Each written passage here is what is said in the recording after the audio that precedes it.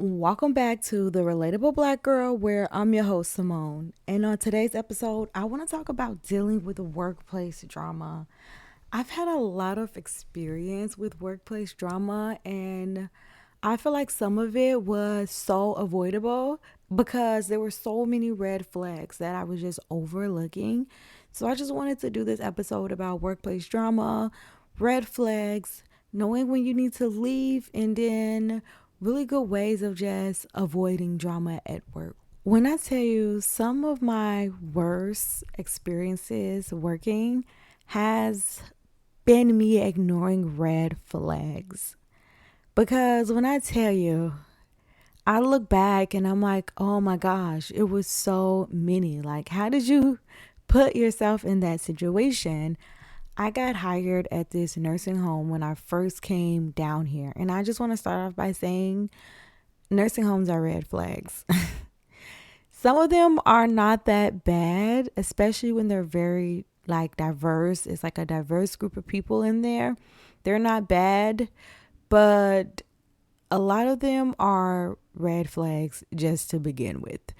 So I get hired, and the DON is the one who hires me. I haven't met anybody. I haven't been orientated to the building. I don't know the patients. I don't know my coworkers. The very first day of orientation, state is in the building. Instead of sending us home because it's state, he's like, oh no, I planned for you guys to be here on this date because I thought they were coming and we need an extra set of hands. None of us have orientated. We don't know where anything is. Like, what do you expect us to do? This is something that you and your staff should have already prepared for, called a couple of extra PRN people in. I'm sure they would have been happy to come if they knew while the state was in the building, you guys were going to overstaff. That was such a red flag. It was such a red flag. And then I'm there helping out. I look like a family member because I had no idea that I was going to be hitting the floor. But everyone in orientation looked at like family members. We all had on just regular clothes, and we all were just like, oh my God, like what's going on? But me in particular, we'll call them Nurse A and Nurse B. Nurse A was the ADON. Nurse B was just a nurse on the floor. When I tell you they were going in on me and saying I should be ready at any occasion, I should have wore scrubs to the clinical, and I felt like no, I shouldn't have. I shouldn't have to be on this floor. Um but it was really hard for me to like feel like I was right because like even my DON was kind of like agreeing with some of the things that they were saying. And so in my mind, I was like, okay, well, maybe I should have just wore scrubs. I should have been ready to hit the floor. But that was really like gaslighting at its finest because I should have not been on that floor to begin with. And them making those comments when I'm helping them, I'm going and getting ice water for the patients. They want extra blankets. I'm literally helping you. Be happy, okay? Be happy. And so I ignore the red flag. I continue to go back to this place and work, and I'm working the night shift. The other nurse is working the day shift, Nurse B. She's doing her morning round, and I'm like, oh my gosh, she's taking a long time to do her morning round. I go past the room and she's digging in the trash can. She is digging in the trash can. And I'm like, maybe that patient threw something away by accident. So, I keep walking, and then I watch her go into another room, and I look again and she's doing the same thing. She was digging through the trash can, I guess trying to find evidence. I have no idea. It was so strange.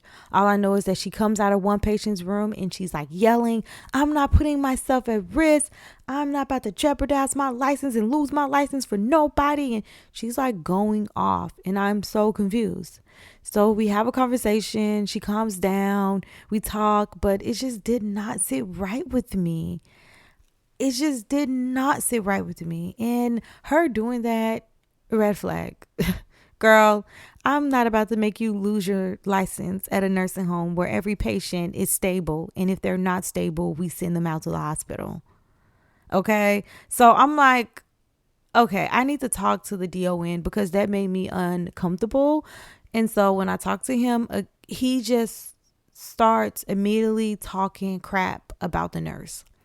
He's just calling her old heads, and the things that he was saying had absolutely nothing to do with the problem or work or anything. It was just him bashing her. And I thought it was so strange. And it made me feel like if someone is coming to him with a problem about me, is he just immediately talking crap, or is he calling me and letting me know the person's concern so that we can actually have an adult conversation about what's going on?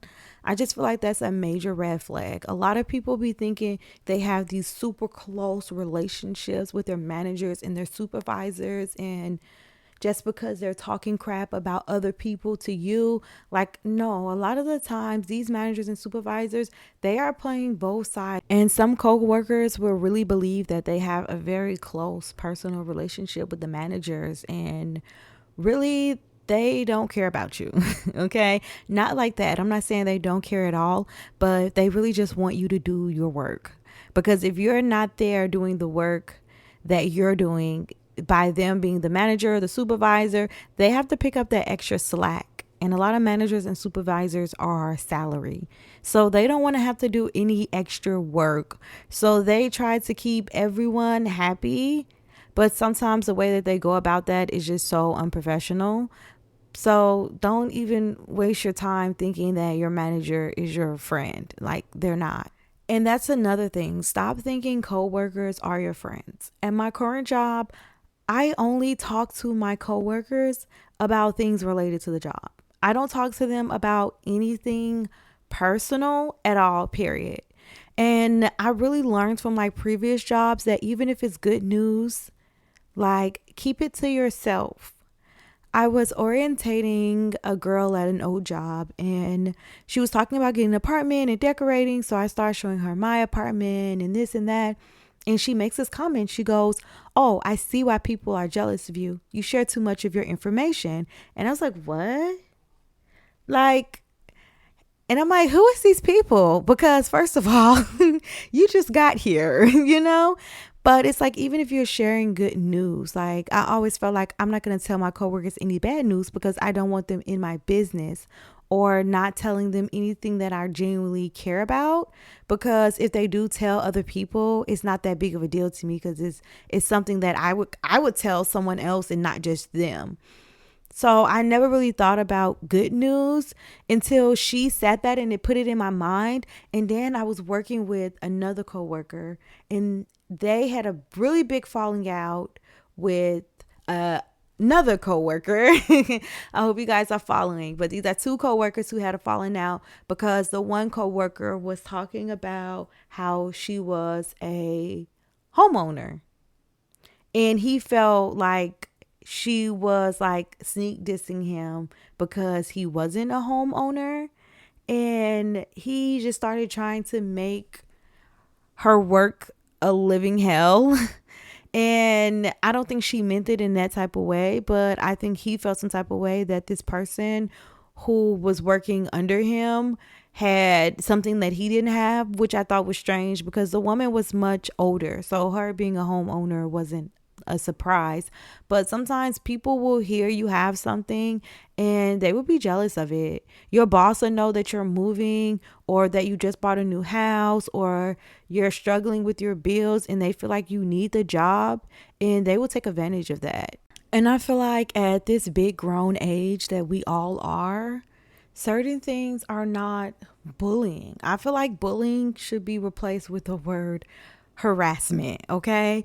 Because you're not being a bully. Like, a lot of the things that people are doing, that is harassment. If you're following someone around the job, making comments, if you're constantly walking past someone and you're saying things, or you're just trying to antagonize and provoke that person, I just feel like that is not bullying. Like, that is harassment. Like, we are not in elementary school. I feel like the word bullying should be replaced with harassment a lot of the times, because if somebody is purposely going out of their way to bother you, do things to make you feel uncomfortable, that is harassment. And if you feel like you're being harassed at a job, you should leave immediately, especially if you don't have any like hardcore evidence like emails and text messages. All you have is your word against their word. You don't have any witnesses. Yeah, you need to figure out a way to get yourself out of that situation and find a new job immediately. I've dealt with harassment at the job before, and when like shit hit the fan, the girl basically said she felt like I was being rude to her because she spoke to me, and I guess I didn't hear her. She said she spoke to me and I didn't speak back, or she said excuse me once and I didn't say thank you. I thought that one was strange, but that was like her whole reason for like disliking me, causing a huge scene and just being really just rude and obnoxious. And a lot of people I find have a problem when they feel like somebody else doesn't want to be their friend or talk to them. And I think that's very strange, because I've been at jobs and had conversations with people and we've talked, and when other people come around, they act like I didn't exist. And you know what? I just never talked to them again unless it was work related. If I was trying to have a conversation with somebody and I feel like they're brushing me off, I'm just not going to talk to them anymore. Like, it's really just that simple. But sometimes people take people not liking them very, very personal. And sometimes it's not necessarily that you don't like the people. It's just you're just minding your own business and staying out of the way. Or some people you really do need to just avoid and ignore unless it's like related to work, because they will have you in some mess.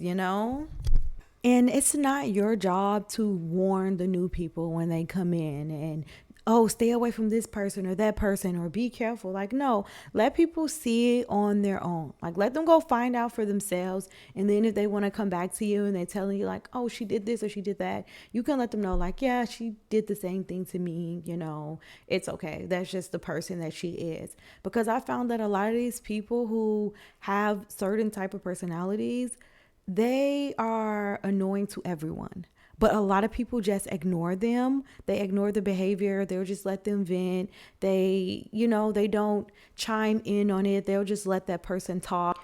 So don't really worry too much about that if you feel like, why isn't everybody else seeing this? Like they do. Another thing that I want to talk about is the whole work bae, work husband. I'm really against it. I just feel like it's a really big no-no. I dealt with sexual harassment at the job, and oh my God, when I tell you, I had such a tough time with it, even though I had like a text message, a disgusting long paragraph text message that was sent to me. I'm sitting on my lunch break, eating a sandwich, talking to my mom in my car. And it was just so unwanted and out of the blue. And I got so much backlash from certain female coworkers, certain ones who actually liked him and had a crush on him and felt like, oh, he's a nice looking guy. And, I got a lot of like backlash from them. But what I actually did find out is that two of the older women, like much older, but he was an older man too, but much older, like literally, they had kids my age. I think they might have been much older than him. He was also doing very sexually inappropriate things to them. And some of the women who gave me the backlash, he had actually convinced them that they was the ones sexually harassing him and trying to get with him. And these women are like showing me text messages in their phone. One lady was like, he sent her a picture of his private area. And I had such a hard time with a lot of people feeling like, suck it up, oh well. And there was like no real disciplinary action done to him. And it was so hard. And I just feel like doing the whole work bae and work husband, if someone does crosses the line with you, it'll make you have a harder time, as a woman. So just be very careful with that. Again, I am Simone. This is the Relatable Black Girl. I really hope you guys enjoyed this episode. Please leave a review, leave a comment. I would love to know your feedback. And I will see you guys next time.